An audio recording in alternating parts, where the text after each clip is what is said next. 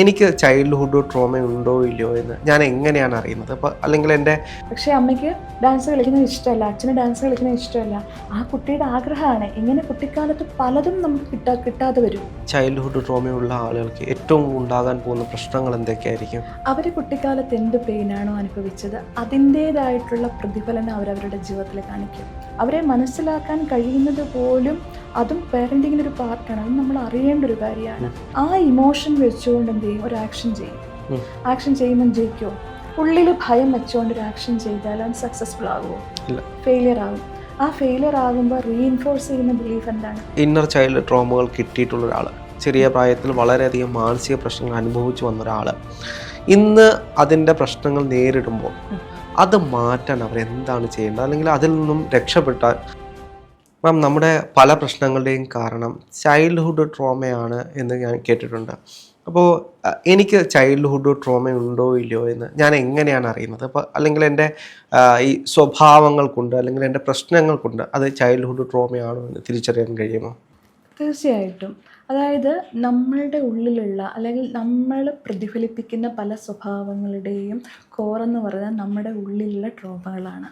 അപ്പം ഒരു മനുഷ്യൻ്റെ മനസ്സിനെ കുറിച്ച് പറയുകയാണെങ്കിൽ അവൻ്റെ മനസ്സിൻ്റെ ഒരു സബ് കോൺഷ്യസ് മൈൻഡ്, നമ്മളുടെ ഉപബോധ മനസ്സാണ് നമ്മളെ 80% നിയന്ത്രിക്കുന്നത്. അതായത് നമ്മളുടെ വിശ്വാസങ്ങളാകട്ടെ, ശീലങ്ങളാകട്ടെ, സ്വഭാവങ്ങളാകട്ടെ, അബോധമായിട്ടുള്ള എല്ലാ കാര്യങ്ങളെയും നിയന്ത്രിക്കുന്ന ഉപബോധ മനസ്സാണ്. ഈ ഉപബോധ മനസ്സിൻ്റെ ഫോർമേഷൻ നടക്കുന്നത് നമ്മുടെ ചൈൽഡ്ഹുഡിലാണ്. അപ്പം അവിടേക്കാണ് വിശ്വാസങ്ങൾ കയറുന്നത്, അവിടേക്കാണ് കാഴ്ചപ്പാടുകൾ കയറുന്നത്. അപ്പം ഇതിനെ അടിസ്ഥാനമാക്കിയിട്ടാണ് നമ്മൾ പറയുന്നതും ചിന്തിക്കുന്നതും പ്രവർത്തിക്കുന്നതും എല്ലാം. ഇപ്പം ആ കുട്ടിക്കാലത്ത് നമ്മൾ റിജക്റ്റ് ചെയ്യപ്പെട്ടിട്ടുണ്ടെന്ന് വെച്ചോ, ആ കുട്ടിക്കാലത്ത് നമ്മളെ ഒരുപാട് കുറ്റപ്പെടുത്തിയിട്ടുണ്ടെന്ന് വെച്ചോ, നമ്മൾ ആഗ്രഹിക്കുന്ന സ്നേഹം നമുക്ക് കിട്ടിയിട്ടില്ല എന്ന് വെച്ചോ, അങ്ങനെയുള്ളവർക്കൊക്കെയും വലുതായി വരുന്ന സമയത്ത് അതിൻ്റേതായിട്ടുള്ള റിഫ്ലക്ഷൻസ് അവരുടെ ലൈഫിൽ ഉണ്ടാവും, നമ്മുടെ സ്വഭാവത്തിലുണ്ടാവും. അത് നമ്മൾ കണ്ടുവരുന്ന ഒരു കാര്യമാണ്. ഈ ചൈൽഡ്ഹുഡ് ട്രോമയുള്ള ആളുകൾക്ക് ഏറ്റവും ഉണ്ടാകാൻ പോകുന്ന പ്രശ്നങ്ങൾ എന്തൊക്കെയായിരിക്കും? അവർ കുട്ടിക്കാലത്ത് എന്ത് പെയിനാണോ അനുഭവിച്ചത് അതിൻ്റേതായിട്ടുള്ള പ്രതിഫലനം അവരവരുടെ ജീവിതത്തിൽ കാണിക്കും. അതെന്തുകൊണ്ടാണെന്ന് വെച്ചാൽ ഞാനൊരു എക്സാമ്പിളായിട്ട് പറയാം. അതായത് ഒരു സയൻറ്റിസ്റ്റ് ആയിട്ടുള്ളൊരു വ്യക്തിയാണ്. അദ്ദേഹം തൻ്റെ മകനെ നല്ലതായിട്ട് ദ്രോഹിക്കും.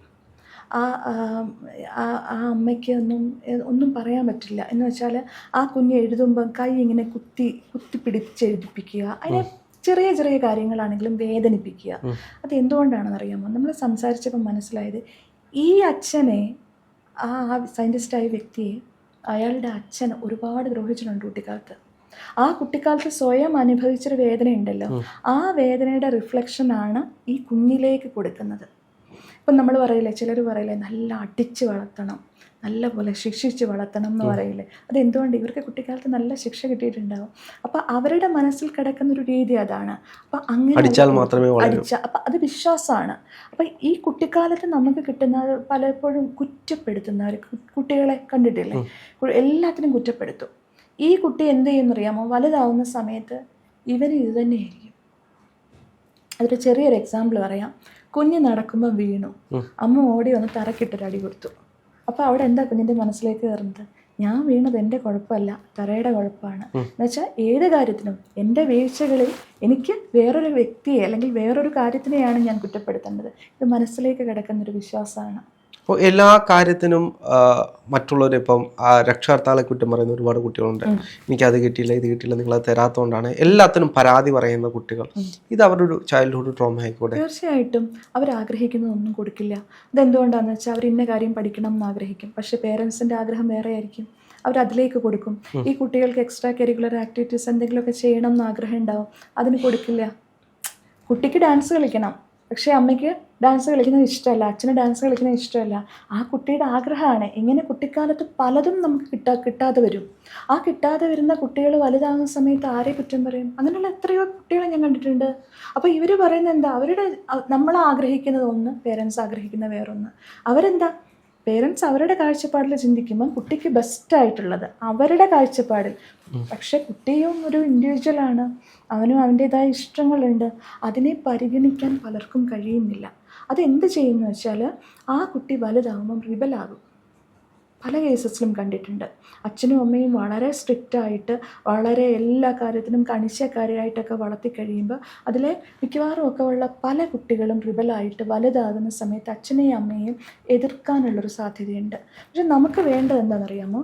നമ്മളുടെ കുഞ്ഞുങ്ങളെ ഒന്ന് അവരുടെ ആ ഇമോഷണൽ നീഡ്സ് എന്താണെന്നൊന്ന് മനസ്സിലാക്കി ഒന്ന് വളർത്തി. ഇപ്പോൾ ഒരു കാര്യം അവൻ്റെ ആഗ്രഹം തെറ്റാണ്, അത് നമുക്കറിയാം.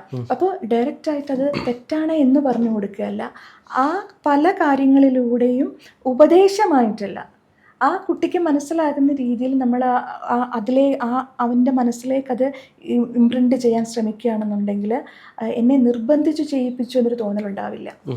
അപ്പോൾ ആ കുട്ടിയെ അറിയുക എന്നുള്ളത് പ്രശ്നമാണ്. പക്ഷേ പാരൻറ്റിങ് എന്താണെന്ന് നമ്മൾ പഠിച്ചിട്ടുണ്ടോ? ഇല്ല. നമ്മളെ ആരും പഠിപ്പിച്ചിട്ടില്ല. നമ്മളെ ആരൊക്കെയോ വളർത്തി, അതുപോലെ തന്നെ നമ്മൾ നമ്മുടെ കുട്ടികളെയും വളർത്തി. നമ്മുടെ വിശ്വാസവും നമ്മുടെ കാഴ്ചപ്പാടും അനുസരിച്ച് കുഞ്ഞുങ്ങൾ വളരുന്നു. നമ്മൾ പറയാറുണ്ട്, ഇപ്പോഴത്തെ കുട്ടികളെ ശ്രദ്ധിച്ചിട്ടുണ്ടോ എത്ര അഡ്വാൻസ്ഡ് ആണെന്നറിയാമോ? ഈ അഡ്വാൻസ്ഡ് ആയ കുഞ്ഞുങ്ങളെയാണ് പണ്ട് കാലത്തെ കാഴ്ചപ്പാടും വെച്ചുകൊണ്ട് നമ്മൾ വളർത്തിക്കൊണ്ട് വരുന്നത്. ഒരുപാട് ഡിഫറൻസ് ഉണ്ടാവും. അവരെ മനസ്സിലാക്കാൻ കഴിയുന്നത് പോലും അതും പേരൻറ്റിങ്ങിൻ്റെ ഒരു പാർട്ടാണ്. അത് നമ്മൾ അറിയേണ്ട ഒരു കാര്യമാണ്. അപ്പോൾ ഇന്നർ ചൈൽഡ് ട്രോമകൾ അത് മനസ്സിൽ കിടക്കും. കുട്ടിക്കാലത്ത് നമുക്ക് എന്തെല്ലാം കിട്ടുന്നുണ്ടോ ഒന്നും മനസ്സിൽ നിന്ന് പോകില്ലെന്നേ. Everything is recorded in our subconscious and brain. ഓരോ അനുഭവങ്ങളും മെമ്മറികളായിട്ട് നമ്മുടെ ഉള്ളിലുണ്ടാവും. ആ മെമ്മറികൾ ട്രിഗർ ചെയ്യുന്നതാണ് ലൈഫിൽ പല പല പ്രശ്നങ്ങൾ ഉണ്ടാക്കുന്നത്. അപ്പം നമ്മളൊന്ന് ആലോചിച്ച് നോക്കിയേ, എവിടെയെങ്കിലും ജീവിതത്തിൽ എപ്പോഴും പരാജയപ്പെടുകയാണെന്ന് വെച്ചോ, പല കാര്യങ്ങളും ചെയ്തു, പരാജയപ്പെട്ടു. ഒരു തെറാപ്പി സെഷനിൽ നമ്മുടെ ബ്രെയിനിനെ ഒന്ന് റിലാക്സ് ചെയ്ത് മനസ്സിനെ റിലാക്സ് ചെയ്തിട്ട് പഴയ കാലത്തേക്കൊന്ന് കൊണ്ടുപോയി കഴിഞ്ഞാൽ കറക്റ്റായിട്ട് ആ ഒരു ഇമേജിൽ പോയി മനസ്സ് നിൽക്കും. എവിടെയാണോ നമ്മൾ റിജക്റ്റ് ചെയ്യപ്പെട്ടത്, എവിടെയാണോ നമ്മൾ ആദ്യമായിട്ട് തോൽവി അനുഭവിച്ച ആ ശരിക്കും ഇമേജ് നമ്മുടെ ബ്രെയിൻ നമുക്ക് തരും. അതിനെ ഹീൽ ചെയ്യണം. അതാണ് ഹീൽ ചെയ്യപ്പെടേണ്ടത്. ഇങ്ങനെ നമ്മുടെ എല്ലാവരുടെയും മനസ്സിലുണ്ടാകും പല കാര്യങ്ങളും. അതാണ് പലപ്പോഴും പലരും പറയില്ലേ, ഞാൻ എത്ര ചെയ്യാൻ ശ്രമിച്ചിട്ടും സക്സസ് ആവുന്നില്ല.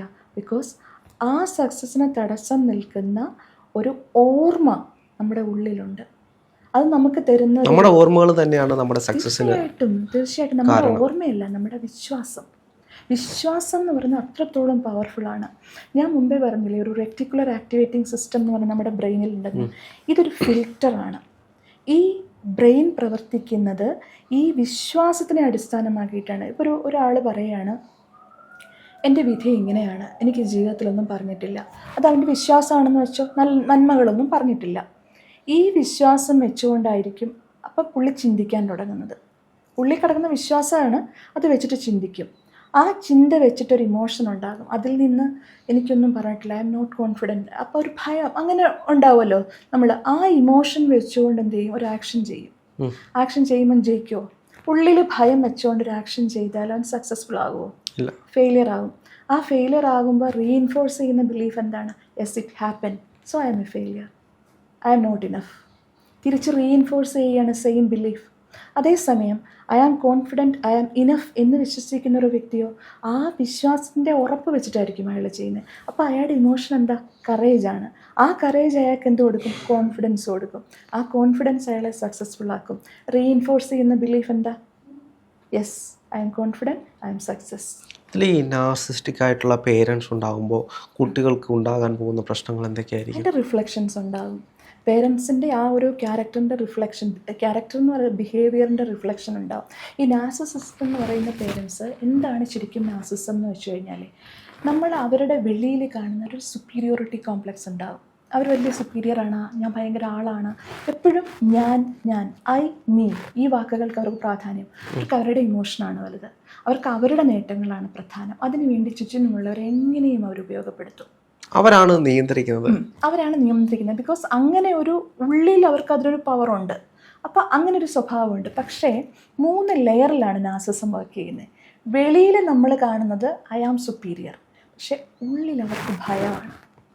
അവരുടെ ഇൻഫീരിയോറിറ്റി കോംപ്ലക്സ് ആണ് അവരെ കൊണ്ട് ഈ സുപ്പീരിയർ ആണെന്നുള്ള ഭാവം ഉണ്ടാക്കുന്നത്. അതിൻ്റെ കോർ ബിലീഫ് അവരുടെ ഇന്നർ ചൈൽഡ് ട്രോമയാണ്.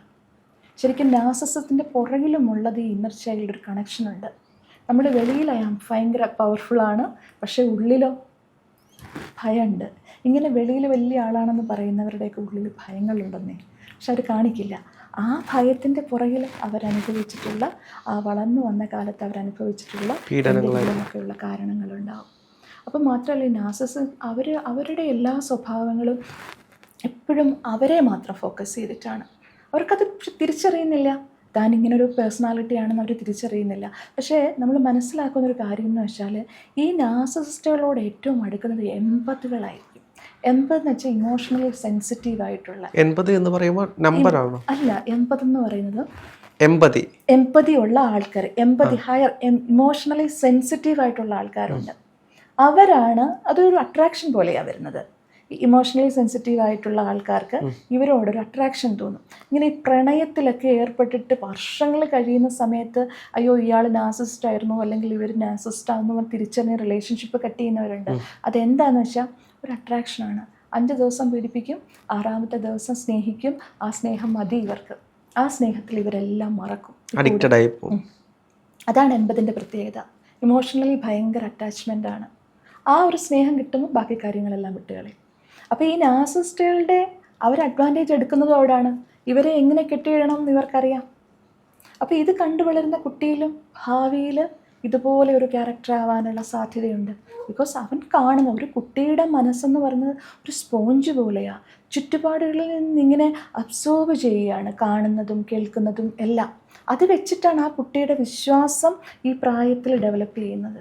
അപ്പോൾ അങ്ങനെയുള്ളൊരു അച്ഛൻ്റെയും അമ്മയുടെയൊക്കെ കൂടെ വളരുന്ന കുട്ടി ഭാവിയിൽ അവനും അങ്ങനെ ആയില്ലെങ്കിൽ അതിന് തെറ്റ് പറയാൻ പറ്റും. അങ്ങനെയായ അപ്പോൾ ഇന്നർ ചൈൽഡ് ട്രോമകൾ കിട്ടിയിട്ടുള്ള ഒരാൾ, ചെറിയ പ്രായത്തിൽ വളരെയധികം മാനസിക പ്രശ്നങ്ങൾ അനുഭവിച്ചു വന്ന ഒരാൾ, ഇന്ന് അതിൻ്റെ പ്രശ്നങ്ങൾ നേരിടുമ്പോൾ അത് മാറ്റാൻ അവരെന്താണ് ചെയ്യേണ്ടത്? അല്ലെങ്കിൽ അതിൽ നിന്നും രക്ഷപ്പെട്ടാൽ അവർക്ക് ആഗ്രഹമുണ്ട്, അല്ലെങ്കിൽ അത് മാറി അവർക്ക് നല്ലൊരു ജീവിതത്തിലേക്ക് വേണം. അപ്പോൾ അവർക്ക് ആ തിരിച്ചറിയുന്ന മൊമെന്റിൽ അവർ എന്താണ് ചെയ്യേണ്ടത്? അവർ ചെയ്യേണ്ടത് നമുക്കൊരു സെൽഫ് അവയർനെസ് ഉണ്ട്. എനിക്ക് ഇങ്ങനൊരു ഇഷ്യൂ ഉണ്ട് എന്ന് ആദ്യം തിരിച്ചറിയുകയാണ് ഏറ്റവും പ്രധാനം. പിന്നീട് ഇതിന് ഹെൽപ്പ് ചെയ്യുന്ന ആ ഒരു തെറാപ്പി ഇങ്ങനെ ചെയ്യുന്ന മെൻ്റൽ ഹെൽത്ത് പ്രൊഫഷണലിനെയൊക്കെ നമുക്ക് അപ്രോച്ച് ചെയ്യാം. അപ്പോൾ അങ്ങനെ ചെയ്യുന്ന സമയത്ത് നമുക്ക് പല ഞാൻ പറഞ്ഞില്ലേ, നമ്മളുടെ ബ്രെയിനിനെ ഒന്ന് റിലാക്സേഷനിലേക്ക് കൊണ്ടുവന്നാൽ, അതായത് ഇപ്പോഴുള്ള ബീറ്റാ സ്റ്റേജിൽ നിന്നും ആൽഫ എന്ന് പറഞ്ഞ റിലാക്സേഷൻ സ്റ്റേജിലേക്ക് കൊണ്ടുവന്നാൽ, അത് സബ് കോൺഷ്യസിൻ്റെ ഗേറ്റ് വേ ആണ്. നമ്മുടെ ഉപബോധ മനസ്സിൽ കിടക്കുന്ന പല ഇമേജസും വെളിയിൽ വരും. അപ്പോൾ ആ കോർ തോട്ട്, എവിടെയാണ് എൻ്റെ പെയിൻ കിടക്കുന്നത്, അല്ലെങ്കിൽ അതുമായി ബന്ധപ്പെട്ടിട്ടുള്ള ഏത് ഓർമ്മയാണ് എന്നിലുള്ളത്, ആ ഇമേജ് നമുക്ക് തെളിഞ്ഞു വന്നാൽ പല തെറാപ്പികൾ ഉപയോഗിച്ച് നമുക്കിതിനെ റിലീസ് ചെയ്യാൻ പറ്റും. നമ്മൾ ഉപയോഗിക്കുന്ന ഹൊപ്പനപ്പോനോ മെത്തേഡുണ്ട്, വളരെ പവർഫുള്ളാണത്. ഹൊപ്പനപ്പോനോ, ആ ഹൊപ്പനപ്പോനോയിൽ നമുക്ക് ഈ ഇന്നർ ചൈൽഡ് ട്രോമ ഇതിനെയൊക്കെ നമ്മൾ ആ ഒരു 4 സ്റ്റേറ്റ്മെൻറ്റ്സ് ഉപയോഗിച്ച് നമ്മുടെ മെമ്മറീസിനെ റിലീസ് ചെയ്ത് അത് നമ്മൾ അതിന് ഗൈഡൻസ് കൊടുക്കും, അതിനെക്കുറിച്ച് അവരെ പഠിപ്പിക്കും. ആ അവെയർനെസ്സിൽ കൊണ്ടുവന്നിട്ട് അത് NLP മെത്തേഡുകൾ ഉപയോഗിക്കാം, CBT ഉപയോഗിക്കാം, വിഷ്വലൈസേഷൻ മെത്തേഡുകൾ ഉപയോഗിക്കാം, ഒരുപാട് ടെക്നിക്ക് ഉണ്ട് ഇന്ന്. അപ്പം ഇത് വെച്ചിട്ട് ആ ഓർമ്മയെ ഡിലീറ്റ് ചെയ്യുക. ഇത് ചൈൽഡ്ഹുഡ് ട്രോമയാണോ അല്ലെങ്കിൽ മറ്റെന്തെങ്കിലും സൈക്കോളജിക്കൽ പ്രശ്നങ്ങളാണോ എന്ന് നമുക്ക് എങ്ങനെ തിരിച്ചറിയാൻ പറ്റും? അത് ഡിഫറൻസിയേഷൻ ചെയ്ത് എങ്ങനെ നമുക്ക് കണക്റ്റഡ് അല്ലേ? ആ ട്രോമയിൽ നിന്നാണ് സൈക്കോളജിക്കൽ ഇഷ്യൂ ഉണ്ടാകുന്നത്. ആ ട്രോമയിൽ നിന്നുണ്ടാകുന്ന ഇമോഷൻസ് ആണ് നമ്മൾ അതിനെക്കുറിച്ച് ചിന്തിക്കുന്നു. ആ ഒരു പെയിൻ നമ്മളെ ഇപ്പോഴും അതെന്ന് വെച്ചാൽ നമ്മുടെ ബ്രെയിനിൽ പ്രവർത്തിക്കുകയല്ലേ. ഈ ബ്രെയിനിൽ നിന്നൊന്നും പോകുന്നില്ല, ഈ ബ്രെയിനിലെല്ലാം റെക്കോർഡഡ് ആണ്. എന്ത് സംഗതിയാണെങ്കിലും everything is recorded in our brain as images and emotions. ഓരോ ഇമേജിനും ഓരോ ഇമോഷനും കൂടെ ആഡ് ചെയ്തിട്ട് അതവിടെ ഉണ്ട്. അപ്പോൾ അതിനെ മാറ്റിയിട്ട് നമുക്ക് വേണ്ടതിനെ നമുക്ക് കൊടുക്കാൻ പറ്റണം. ഹിപ്നോസിസിലൂടെ നമ്മൾ ചെയ്യുന്നില്ലേ, പല തെറാപ്പികളും പലരും ഉപയോഗിക്കുന്നില്ല. ഹിപ്നോസിസിൽ ചെയ്യുന്നതും അത് തന്നെയാണ്. എന്ന് വെച്ചാൽ നമുക്ക് വേണ്ടാത്ത ആ എക്സ്പീരിയൻസിൻ്റെ മെമ്മറിയെ അതിന് കറസ്പോണ്ടിങ് ആയിട്ടുള്ള ഇമേജസിനെ ഇമോഷൻസിനെ മാറ്റിയിട്ട് നമുക്ക് വേണ്ടതിനെ റീപ്ലേസ് ചെയ്യുകയാണ് ചെയ്യുന്നത്. ഒരുപാട് തെറാപ്പികൾ നമുക്ക് യൂസ് ചെയ്യാം ഇതുമായി ബന്ധപ്പെട്ട്.